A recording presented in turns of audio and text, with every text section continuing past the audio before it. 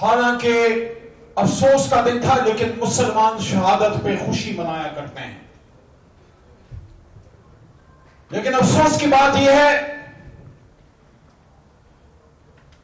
کہ جس انسٹیٹیوشن کی برکت سے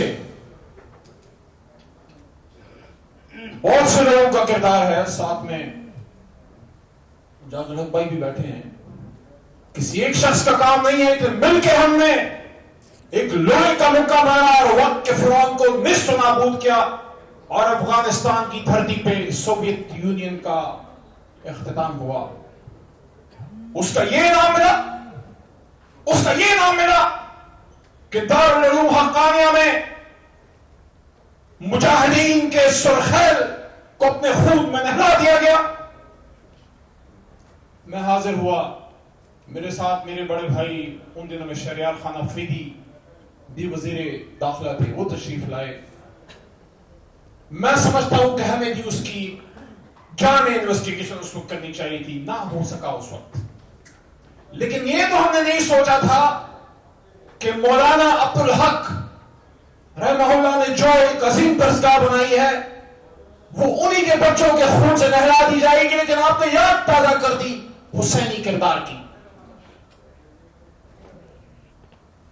مولانا عبدالحق ثانی، آپ میرے سے عمر میں بڑے ہیں، چھوٹے ہیں، لیکن رتبے میں میرے سے بڑے ہیں. آپ اس پہ فخر کیجئے کہ آپ شہید ابن شہید کے بیٹے. شہادت ہمت نور مقصود مومن، نمان غنیمت، نہ کشور کشائی، پاکستان نام تکویر. میسج یہاں سے یہ ہے، بہت سے لوگوں کو جب میں حضرت ابو ہریرہ رضی اللہ عنہ کی غزوہ ہند کی حدیث سناتا تو کیا آپ نے کیا پڑھا ہے، ان کے پیروں سے زمین نکل جاتی ہے. او بھائی، علی محمد کی بات نہیں ہے، یہ محمد اور رسول اللہ کی بات ہے. جو غزوہ ہند کی حدیث کا مذاق اڑاتا ہے، معاذ اللہ، وہ حضور صلی اللہ علیہ وسلم کی حدیث کا کیا منکر ہے. ہمارا دل یہ ایمان کے جذبے سے سرشار ہے. ایک وقت آئے گا یہ حقانیوں کا یہ خون رائے گا، نہیں جائے گا. یہ مجاہدین کا خون آئے گا، نہیں جائے گا. یہ کشمیر بھی آزاد ہوگا، فلسطین بھی آزاد ہوگا، اور ہندوستان پہ اسلام کا سب سے بڑا پرچم لہرایا جائے گا. اگر کسی کا ایمان نہیں ہے تو کسی اور کے سامنے نہیں، آئینے کے سامنے کھڑے ہو کے. میں نے ایک بات کی تھی بہت عرصہ پہلے، لمبی بات نہیں کروں گا، بہت بڑے بڑے علماء موجود ہیں، میں جسارت کر رہا ہوں، میں معذرت خواہ بھی ہوں، میری اتنی قابلیت بھی نہیں ہے کہ آپ کے سامنے میں بات کروں. لیکن میں نے یہ بات کی تھی کہ سب سے مشکل کام دنیا کا آئینے کے سامنے کھڑے ہو کے اپنی آنکھوں میں آنکھیں ڈال کے سچ بولنا ہے کہ جو میں یہ کہہ رہا ہوں یہ میں کیوں کہہ رہا ہوں. کیا پاکستان کا بننا محض ایک اتفاق تھا؟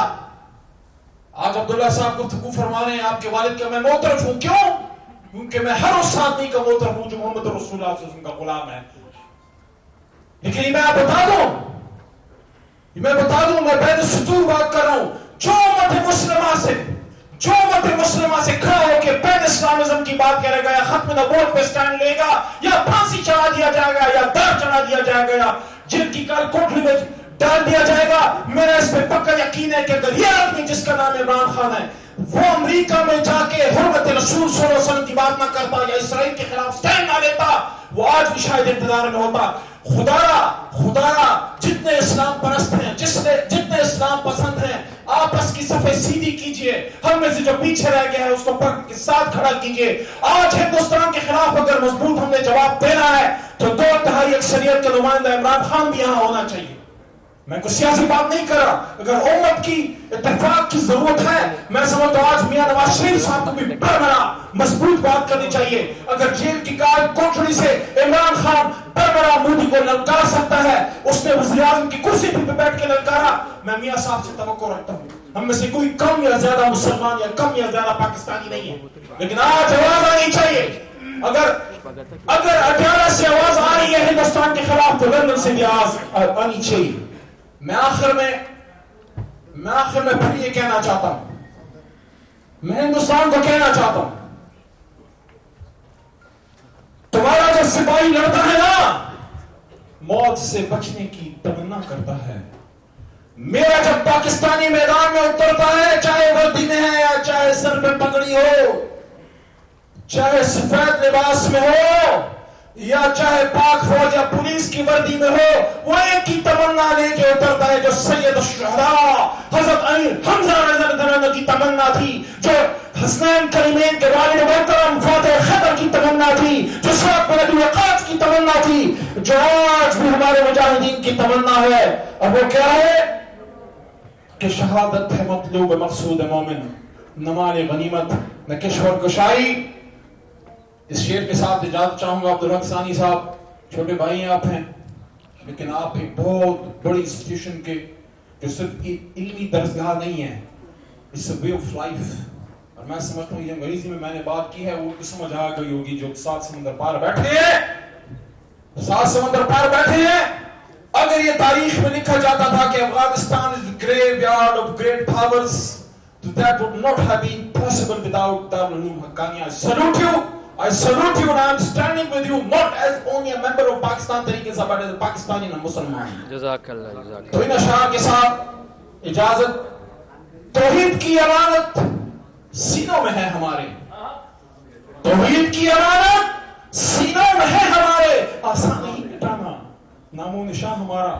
پیغوں کے سائے میں عبداللہ صاحب، پیغوں کے سائے میں پل کر جمع ہوئے ہیں، خنجر ہلال کا ہے قومی نشان ہمارا۔ پاکستان پاکستان دارالعلوم حقانیہ پرزور مطالبہ، دونوں شہیدین کی انویسٹیگیشن کی جائے اور قوم کے سامنے لایا جائے۔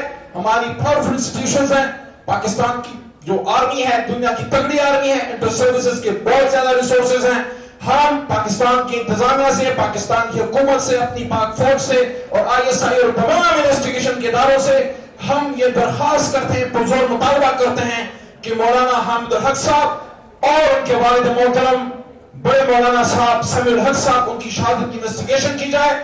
میں پرزور طریقے سے یقین دہانی کراتا ہوں میری صوبائی حکومت اور میرے وزیر اعلیٰ علی امین خان اور میرے پوری جماعت کی طرف سے جتنا تعاون چاہیے ہوگا ہم انشاءاللہ دیں گے۔ پاکستان زندہ باد۔ حالانکہ افسوس کا دن تھا لیکن مسلمان شہادت پہ خوشی منایا کرتے ہیں، لیکن افسوس کی بات یہ ہے کہ جس انسٹیٹیوشن کی برکت سے بہت سے لوگوں کا کردار ہے، ساتھ میں جاز الحق بھائی بھی بیٹھے ہیں، کسی ایک شخص کا کام نہیں ہے کہ مل کے ہم نے ایک لوہے کا مکہ مارا اور وقت کے فرعون کو نصف نابود کیا اور افغانستان کی دھرتی پہ سوویت یونین کا اختتام ہوا۔ اس کا یہ نام ملا کہ دارالعلوم حقانیہ میں مجاہدین کے سرخیل کو اپنے خون میں نہلا دیا گیا۔ میں حاضر ہوا، میرے ساتھ میرے بڑے بھائی ان دنوں میں شہریار خان افریدی بھی وزیر داخلہ تھے، وہ تشریف لائے۔ میں سمجھتا ہوں کہ ہمیں بھی اس کی جامع انویسٹیگیشن اس وقت کرنی چاہیے تھی، نہ ہو سکا اس وقت۔